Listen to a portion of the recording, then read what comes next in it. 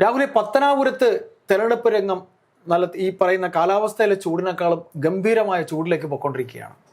ജ്യോതികുമാർ ചാമക്കാല ഏതാണ്ട് അദ്ദേഹത്തിന് മുമ്പ് അങ്ങത്തെക്കാൾ ഒരു ആത്മവിശ്വാസമുണ്ട് എന്നാണ് നമുക്ക് മനസ്സിലാക്കാൻ കഴിയുന്നത്.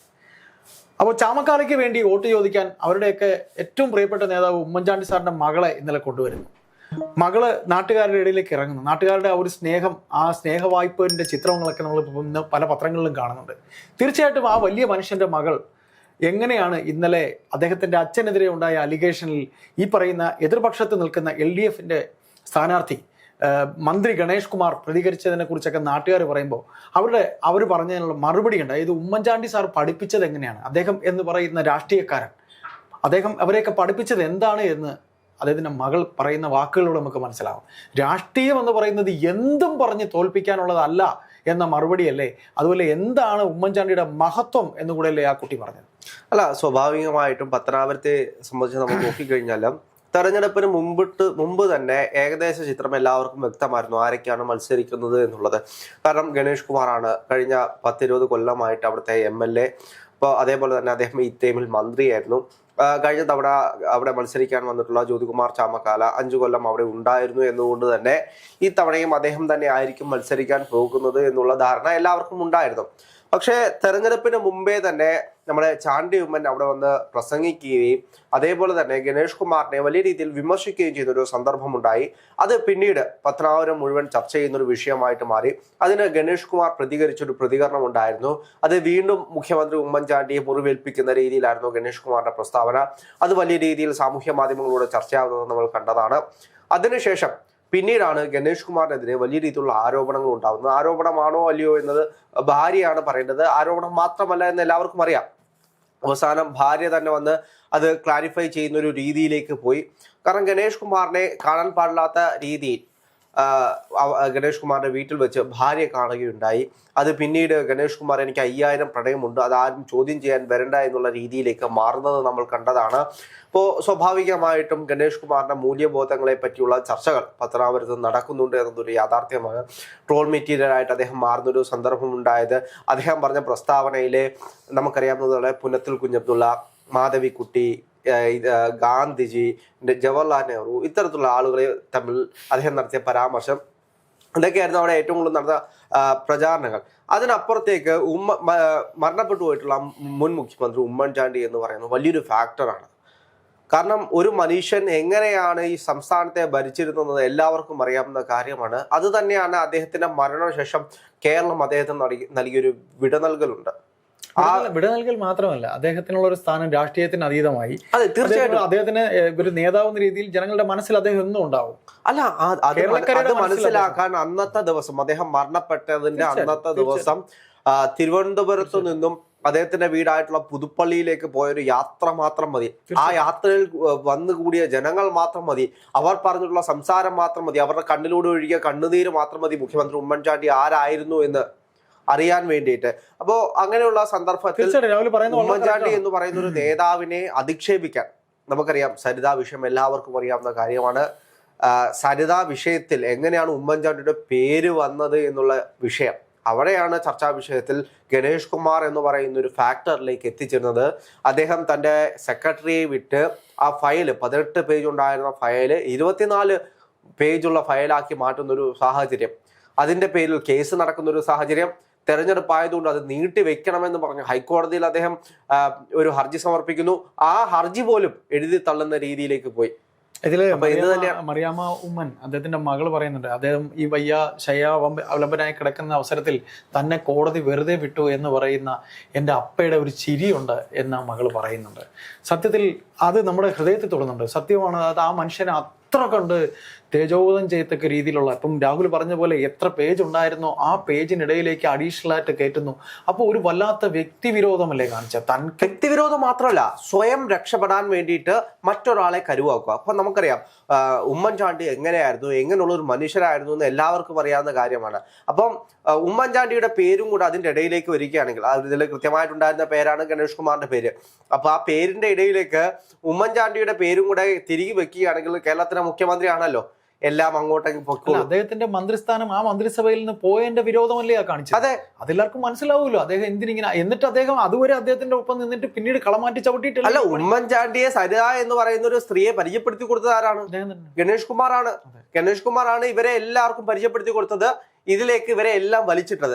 അവസാനം ഉമ്മൻചാണ്ടിയുടെ പേരും കൂടെ തിരികെ വെക്കുന്ന സാഹചര്യത്തിൽ ഉമ്മൻചാണ്ടിയുടെ പേരിലേക്ക് എല്ലാം കൊണ്ടെത്തിക്കുന്നു. അവസാനം ഉമ്മൻചാണ്ടി ഇത്തരത്തിൽ മാധ്യമങ്ങളുടെ മുന്നിൽ വേട്ടയാടുന്ന ഒരു സാഹചര്യം ഉണ്ടായി. അതേപോലെ തന്നെ അന്വേഷണ സംഘം അദ്ദേഹം തന്നെ തീരുമാനിച്ചു, ഞാൻ സ്വയം പോയിരിക്കും, ഇതിൽ ഞാൻ കുറ്റക്കാരനല്ല എന്ന് എനിക്ക് തെളിയിക്കണം. മുമ്പിൽ പോയി അതെ, 24 മണിക്കൂർ ഒരു മുഖ്യമന്ത്രി ചെന്ന് 24 മണിക്കൂർ ഒരു അന്വേഷണ കമ്മീഷന് മുന്നിൽ ചെന്നിരിക്കുന്നു. ആ ജഡ്ജിന്റെ അപ്രോച്ചിനെ കുറിച്ചൊക്കെ നമ്മൾ പുറം ലോകം അറിഞ്ഞതാണ്. അതെ, അപ്പോ അങ്ങനെയുള്ള സാഹചര്യത്തിൽ പോലും ഇപ്പോഴും അതുകൊണ്ടാണ് ഗണേഷ് കുമാറിന്റെ പേര് ഇപ്പോഴും ചർച്ചയാകുന്നത്.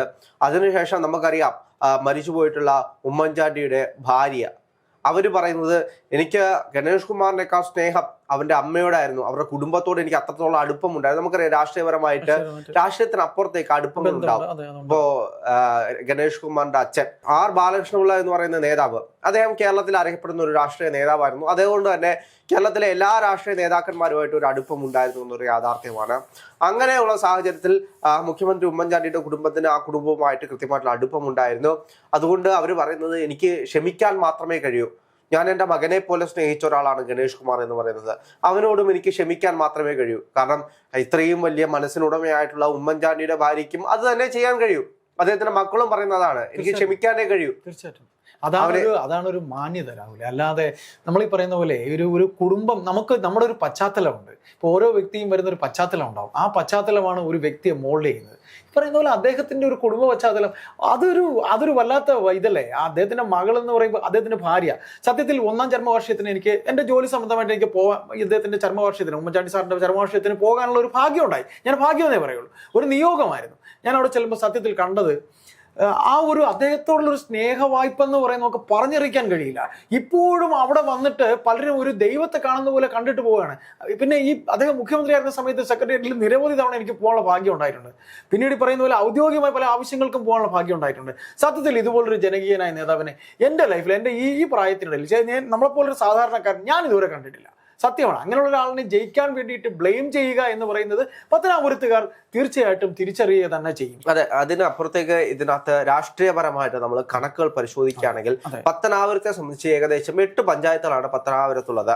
ആ 8 പഞ്ചായത്തിൽ അതായത് 2021 തെരഞ്ഞെടുപ്പ് നടക്കുന്ന സമയത്ത്, പഞ്ചായത്ത് തെരഞ്ഞെടുപ്പ് നടക്കുന്ന സമയത്ത് 2020 തോന്നുന്നു, ആ തെരഞ്ഞെടുപ്പ് നടക്കുന്ന സമയത്ത് ഏകദേശം 7 പഞ്ചായത്തുകളും ഭരിക്കുന്നത് LDF ആയിരുന്നു. 7 പഞ്ചായത്തുകൾ LDFിന്റെ കയ്യിലായിരുന്നു. അതിൽ ഒരു പഞ്ചായത്ത് മാത്രമേ UDFിന് ഉണ്ടായിരുന്നുള്ളൂ എന്നതൊരു യാഥാർത്ഥ്യമാണ്. പക്ഷേ ഈ കഴിഞ്ഞു പോയ ത്രിതല പഞ്ചായത്ത് തെരഞ്ഞെടുപ്പിൽ അവിടെ UDFിന് 6 പഞ്ചായത്തുകളാണ് ഉണ്ടാകുന്നത്, LDFിന് 2 പഞ്ചായത്തുകളാണ്. ആ 2 പഞ്ചായത്തുകൾ പോയതിന്റെ പ്രധാനപ്പെട്ട കാരണം അത് കോൺഗ്രസ് ആയിട്ട് കയ്യിലിരിപ്പുണ്ട് എന്ന് വേണമെങ്കിൽ പറയാം. കാരണം ഒരു പഞ്ചായത്ത് ഇതിനു മുമ്പ് കോൺഗ്രസ് ഭരിച്ചിരുന്ന പഞ്ചായത്താണ്. അവിടെ കോൺഗ്രസിൽ നിന്നുള്ള 2 പേർ വിമതരായിട്ട് പാർട്ടി മാറിയതിന്റെ ഫലമായിട്ട് അവിടെ LDF പിടിച്ചെടുക്കുന്ന സാഹചര്യം ഉണ്ടായി. അതിന്റെ കൃത്യമായിട്ടുള്ള ഫലം അവിടെ വീണ്ടും തെരഞ്ഞെടുപ്പിൽ ഉണ്ടായി എന്നൊരു യാഥാർത്ഥ്യമാണ്. അവിടെ LDF കൊണ്ടുപോകുന്നൊരു സാഹചര്യം ഉണ്ടായി. പക്ഷേ തിരിച്ച് അതേപോലെ തന്നെ വെട്ടിക്കുള ഗ്രാമപഞ്ചായത്ത് കഴിഞ്ഞ ടൈമിൽ UDF ഭരിക്കുന്ന ഒരു സാഹചര്യം ഉണ്ടായിരുന്നു. അവിടെ 3 ടേമായിട്ട് പഞ്ചായത്ത് പ്രസിഡന്റുമാർക്ക് പഞ്ചായത്ത് കൊടുത്തു. പക്ഷേ 3ാമത്തെ ടേമിൽ ആ പഞ്ചായത്ത് പ്രസിഡന്റ് കേരള കോൺഗ്രസ് പിയിലേക്ക് പോകുന്ന ഒരു സാഹചര്യം ഉണ്ടായി. ഗണേഷ് കുമാറിനെ പുകഴ്ത്തി സംസാരിച്ചു. UDF പറഞ്ഞു, നീ പൊക്കോ, ഈ പാർട്ടിയിൽ വേണ്ട എന്ന് പറഞ്ഞ് പടിയടച്ച് പിണ്ട വെക്കുന്ന ഒരു സാഹചര്യം ഉണ്ടായി. അദ്ദേഹം പാർട്ടി വിട്ടു പോകുന്ന ഒരു സാഹചര്യം ഉണ്ടായി. അവിടെ LDF ഭരണത്തിലേക്ക് വരുന്ന ഒരു സാഹചര്യം ഉണ്ടായി. അത് UDFിന്റെ ഒരു കോട്ടയായിട്ടുള്ള ഒരു പഞ്ചായത്ത് തന്നെയാണ് എന്ന് വേണമെങ്കിൽ നമുക്ക് പറയാം. അവിടെ LDF കൊണ്ടുപോകുന്ന ഒരു സാഹചര്യം ഉണ്ടായി. അപ്പോൾ എന്ത് തന്നെയാണെങ്കിലും രാഷ്ട്രീയ രീതി കൊണ്ടാണ് വോട്ട് മാറിയത്. ഇപ്പൊ പഞ്ചായത്തുകളുടെ എണ്ണം പറയുമ്പോൾ LDFിന് എത്രയുണ്ട്? LDFിന് 2 പഞ്ചായത്ത്, ബാക്കി 6 പഞ്ചായത്തും UDF ആണ് ഭരിക്കുന്നത്. ബ്ലോക്ക് പഞ്ചായത്തിലേക്ക് വരികയാണെങ്കിൽ പോലും അവിടെ എടുത്തു പറയേണ്ട ഒരു കാര്യം, പത്തനാപുരം പഞ്ചായത്ത് ചരിത്രത്തിൽ ആദ്യമായിട്ടാണ് UDF പിടിച്ചെടുക്കുന്നത്. ഏകദേശം 51 വർഷത്തിന് ശേഷമാണ് UDF പിടിക്കുന്നത്.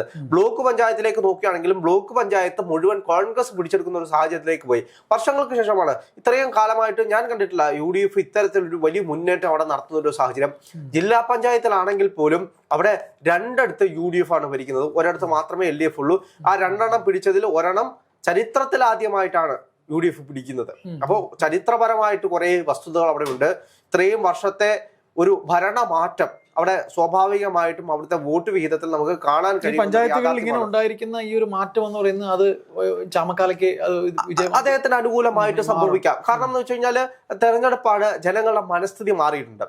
വോട്ടാണെങ്കിൽ പോലും ജനങ്ങൾ എപ്പോഴും ഇപ്പോൾ ജില്ലാ പഞ്ചായത്തിന്റെ ഒക്കെ ഒരു ടേം എടുത്തു നോക്കും. നമുക്കറിയാം ഗ്രാമപഞ്ചായത്തിൽ ഇലക്ഷന് നമുക്ക് അറിയാവുന്ന ആളുകൾക്കാണ് കൊടുക്കുന്നത്. പക്ഷെ ജില്ലാ പഞ്ചായത്തും ബ്ലോക്ക് പഞ്ചായത്തും കൃത്യമായിട്ട് ഒരു രാഷ്ട്രീയ അടിത്തറയിൽ ഉള്ള ആളുകളാണ്, രാഷ്ട്രീയം കണ്ടുകൊണ്ട് തന്നെയാണ് വോട്ട് കൊടുക്കുന്നത്. അതിൽ വലിയൊരു മാറ്റം വരുമ്പോൾ അതേപോലെ തന്നെ അവിടെ ഗണേഷ് കുമാറിന് നെഗറ്റീവായിട്ട് കുറെ ഫാക്ടറുണ്ട്. ഒന്ന്, ഭാര്യ പറഞ്ഞിട്ടുള്ള പ്രസ്താവനകൾ. രണ്ട്, NSSുമായിട്ടുള്ള വിഷയം. NSS അദ്ദേഹത്തിന് തഴഞ്ഞു. അപ്പൊ അഡോ കമ്മിറ്റിയാണ് NSS അവിടെ ഭരിക്കുന്നത്. അപ്പോ ആ സാഹചര്യത്തിൽ അദ്ദേഹത്തിന് NSSന് ഉപയോഗിക്കാൻ കഴിയില്ല. കഴിഞ്ഞ കാലങ്ങളിൽ അത്രയും ഗണേഷ് കുമാർ ചെയ്തുകൊണ്ടിരുന്നത് NSS യൂണിയൻ പ്രസിഡന്റ് ആയതുകൊണ്ട് എല്ലാ NSS യൂണിയനിലേക്കും കടന്നു ചെന്നിട്ട് എനിക്ക് വോട്ട് ചെയ്യണമെന്ന് അഭ്യർത്ഥിക്കുന്ന ഒരു സാഹചര്യം ഉണ്ടായിരുന്നു. ഇപ്രാവശ്യം അദ്ദേഹത്തിന് ഒരു NSS യൂണിയനിലേക്ക് കടന്നു ചെല്ലാൻ കഴിയില്ല. ഈ വിഷയം നിലനിൽക്കുന്നത് ഇപ്പോ പത്തനാപുരത്തല്ല, പുനലൂര് പത്മ കഫേ തുടങ്ങുന്നതുമായി ബന്ധപ്പെട്ടുണ്ടായ വിഷയങ്ങളാണ്.